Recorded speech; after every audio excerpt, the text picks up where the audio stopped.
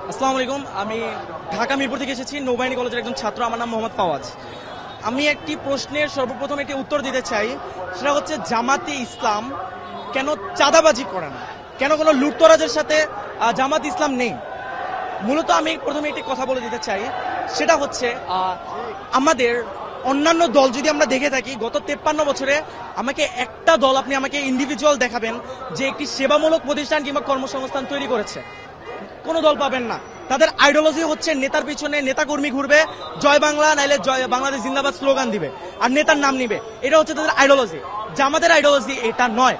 তাদের আইডিওলজি কিভাবে একটি নতুন প্রতিষ্ঠান তৈরি করা যায়। আপনি যদি গত 53 বছরে খেয়াল করেন, অসংখ্য জামাতের হাসপাতাল, অসংখ্য ব্যাংকিং সেক্টর তৈরি করা হয়েছে, যার কারণে জামাতে ইসলামের যে নেতাকর্মীরা রয়েছে পড়াশোনা শেষে তারা যদি চাকরিও না পেয়ে থাকে তাদেরকে ওইখানে নিয়োগ দেওয়া হয়, এবং যার কারণে তাদের চাঁদাবাজি কিংবা এইসব কাজে লিপ্ত হতে হয় না।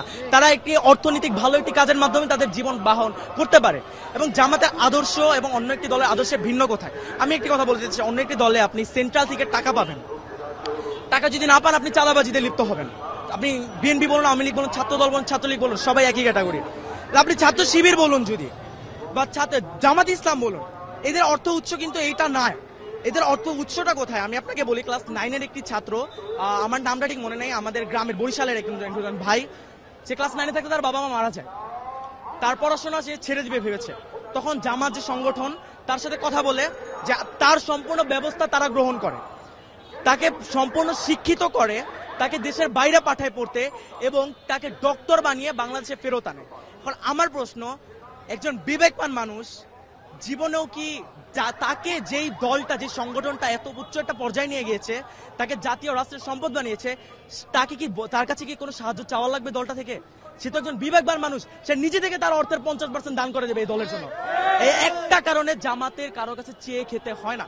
আর জামাতের প্রত্যেকটা নেতাকর্মী যারা রয়েছে তাদের মাস শেষে একটি অ্যামাউন্ট উল্টা দিতে হয়, জামাতে অনুদান দিতে হয়, এবং সেই টাকা দিয়ে এই যে আমি যে বললাম প্রথমে, এই ছেলেটাকে পড়িয়েছে, এরকম অসংখ্য অসহায় এবং দরিদ্র ছেলেকে পড়ানো হয়, ছেলে মেয়েকে, এবং এই টাকা দিয়ে, এই আমাদের অনুদানের টাকা দিয়ে। আর আমার প্রশ্ন, যেই ছেলে বা মেয়েটা এত কষ্ট করে দলে টিকে থাকার জন্য টাকা দিতেছে, নিচে থেকে নিজের পকেট থেকে টাকা খরচ করতেছে, তাছাড়া মাস শেষে 2টা করে বই পড়তে হয়, বই পড়ে ওইটার পরীক্ষা ভাইভা দিতে হয়, 5 ওয়াক্ত নামাজ পড়তে হয়, নামাজে সে জামাতে কয় রাকাত পড়তেছে, কয় রাকাত জামাতে পাচ্ছে না, সব রিপোর্ট প্রদান করতে হয়।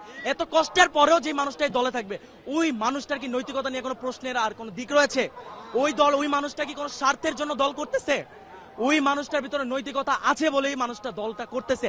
এত কষ্ট পেরিয়েও এই দলের প্রতি সে তার ভালোবাসাটা রয়েছে। এখন আপনি আমাকে কোন দিক দেখাবেন? 71-এ যে আলবদর, তারপরে রাজাকার বলে, এই দিকটা দেখাবেন? আমি আপনাকে একটি কথা ব্যক্ত করতে চাই। হযরত উমর রাদিয়াল্লাহু তাআলা আনহু, তিনি যখন ছিলেন, তিনি কিন্তু মুসলিম ছিলেন না, তিনি কিন্তু ইসলাম ধর্ম গ্রহণ করেন নাই। পরবর্তীতে মহানবী সাল্লাল্লাহু আলাইহি ওয়াসাল্লাম আল্লাহ তাআলার কাছে নিচে চায় যে তৎকালীন আরবের যে কোনো বড় দুই নেতার একজনকে আল্লাহ আমার করে দাও, এবং মহানবী সাল্লাল্লাহু আলাইহি ওয়াসাল্লামের যে কোরআন, সে তিলাওয়াত শুনে সে কিন্তু মুসলিম হয়েছে। এখন কি আপনি তার পাস্টের সাথে তার প্রেজেন্ট তুলনা করবেন? আপনি এতই মূর্খ হয়ে গিয়েছেন? আপনি চেতনা ব্যবসা করবেন? আওয়ামী লীগ এক দল বলে গিয়েছে, তারা এখন কোথায়? তারা এখন ভারতে। এরপর আরেক দল যারা এখন বর্তমানে বলছে, তারা কোথায়? তার নেতা লন্ডনে। যেই দলটাকে বলে, সেই দলটা কি পাকিস্তানে গিয়েছে? সেই দলটা যায়নি, সেই দলটা ফাঁসির মঞ্চে হাসি মুখে দাঁড়িয়ে গিয়েছে। আপনি যদি আরো বলেন, যে 71-এর কথাই আমি ধরি, যদি আসলেই জামাতে ইসলাম রাজাকার হয়ে থাকতো, কেন মুজিবের সময়, জিয়াউর রহমানের সময় এই জামাতের কোন নেতাকর্মীকে রাজাকার বলে শাস্তি দেওয়া হয়নি? কেন শেখ হাসিনা আসার পর নির্বাচনের দিন তিনি নিজে গিয়ে জামাতের হুজুরের কাছে গিয়ে বলেছে, হুজুর আমাকে দোয়া করবেন আমার জন্য, আজকে আমি নির্বাচনে দাঁড়িয়েছি? সে নিজে গিয়ে হুজুরের কাছে দিয়ে দোয়া নিয়ে আসছে। কেন নিয়ে আসছে? এবং 96-তে সে যখন জিতে যায়, জিতার পরে সে ওই ডিরেক্ট জামাতকে রাজাকার বলে ফেলে। কেন বলে? কারণ জামাত যে ইসলাম, জামাতে ইসলাম তাদের যে মত, সে মতের সাথে একতা প্রকাশ করেনি। কেন করবে? তারা তো ভারতপন্থী। ভারত আমাদের সাহায্য করেছে, কেন করেছে? ইন্দিরা গান্ধীকে যখন প্রশ্ন করা হয়, সে একটি উত্তর দেয়, মাথার এক পাশে ফোড়া হলে আপনি অন্য পাশে ঘুরে ঘুমাতে পারবেন, যখন দুই পাশে ফোড়া হয় আপনি ঘুমাতে পারবেন না। এর মানে কি বুঝতে পারছেন?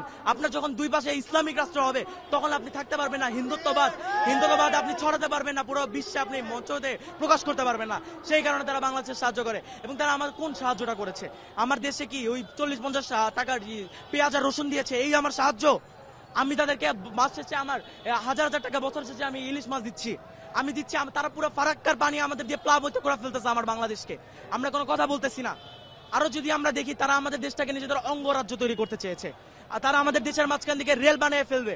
এমন আমাদের ইতিহাস যা বলে, একটা রাষ্ট্র এরকম ভাবে যখন একটা দেশের মাঝখানে চলে আসে, ওই রাষ্ট্রের ওই ইন্ডিভিজুয়াল ওই জায়গাটা আর ওই রাষ্ট্রের আওতায় থাকে না, ওইটা যেই দেশের আওতায় চলে যায়, যেই দেশের বানায় ওই দেশের আওতায় চলে যায়। এবং তারা এই ভারতের দালাল ছিল। এবং আমি আপনাকে এখন আমার এতক্ষণের কথা সবচেয়ে বড় পয়েন্ট এখন করবো, বিএনপি। আমার আপনাদের সকলের কাছে একটা প্রশ্ন, বর্তমানে তো তারেক রহমান বাংলাদেশে নাই, তাহলে বিএনপির সবচেয়ে বড় নেতাকে? মির্জা ফখরুল। এখন আমি বলতে হাসি পাচ্ছে আমার, মির্জা ফখরুল যদি দেশের সবচেয়ে বড় নেতা হয় বিএনপির, তাহলে গত 3 মাসে কেন মির্জা ফখরুলকে কোনো টক শোতে কিংবা কেন কোনো মিডিয়া ফেস করতে দেখা যায়নি? দেখা গেছে কাকে? সালাউদ্দিন সাহেবকে।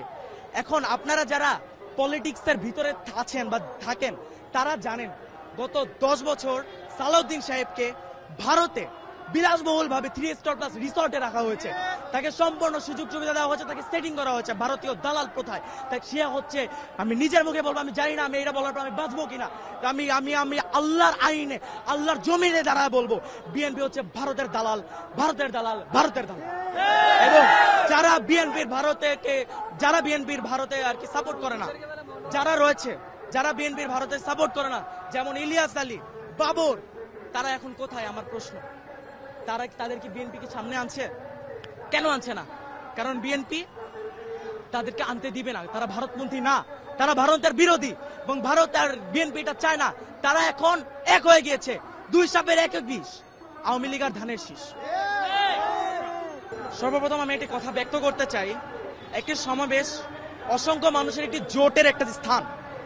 এখন আমরা যখন একসাথে এতগুলো মানুষ একসাথে জড়ো হই, কারো না কারোর সাথে গায়ে টাচ, যে জিনিসটা ফিজিক্যালি, এই জিনিসটা হবে।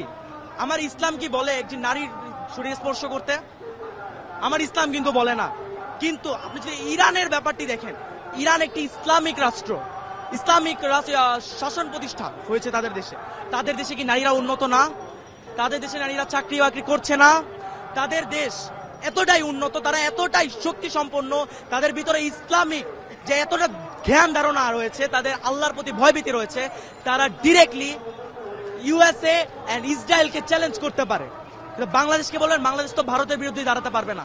কখন পারবে? যখন জামাতে ইসলাম এই দেশের জাতীয় সরকার গঠন করবে, তখনই যে একমাত্র পারবে। কারণ জামাতের যে প্রত্যেকটা নেতাকর্মী বলবেন, এদের আসলে ভয় নেই, এরা ফাঁসির মঞ্চে হাসি মুখে দাঁড়াতে পারে, এরা খালি আল্লাহ ছাড়া কাউকে ভয় পায় না। আপনি যদি ইতিহাস দেখেন, এটা ইতিহাস আমাদেরকে বলে। এবং আপনি নারীর কথা ব্যক্ত করছেন, নারী আগিয়ে যাচ্ছে অবশ্যই, কিন্তু ধ্বংসের দিকে। বর্তমানে যেটা যুগে হচ্ছে, আপনি জায়গায় জায়গায় দেখবেন অশ্লীলতা ছড়িয়ে যাচ্ছে। সে অশ্লীলতাকে থেকে মুক্তি পেতে হলে জামাতকে সরকার আনতে হবে। কিন্তু তাই বলে এই নয় যে জামাত আসলে নারীরা অধিকার পাবে না, নারীরা অধিকার পাবে। আপনি যদি হিন্দু হয়ে থাকেন, আপনি আপনার ধর্ম পালন করতে পারবেন, অসুবিধা নেই। জামাত আসলে প্রফিটটা কোথায়? যারা ইসলামে বিশ্বাস করে, যারা পর্দা করে, তারা একটু সুবিধাটা বেশি পাবে, তারা সুন্দরভাবে পর্দা করতে পারবে, তাদের দিকে আড়াল চোখে কেউ তাকাতে পারবে না। এটা হচ্ছে জামাতের আশার আইডিওলজি, এবং তারা এটাই বিশ্বাস করে। কিন্তু কোন নারী যে কর্মসংস্থানে যেতে পারবে না, এমন কোন কথা জামাত ব্যক্ত করে না। আপনি যদি আমাকে দেখাতে পারেন জামাতের একটি খুঁত যদি আপনি আমাকে দেখাতে পারেন, আমি নিজে বলছি আমি ওই দিন থেকে জামাতের সাপোর্ট করা বন্ধ করে দিব ইনশাআল্লাহ।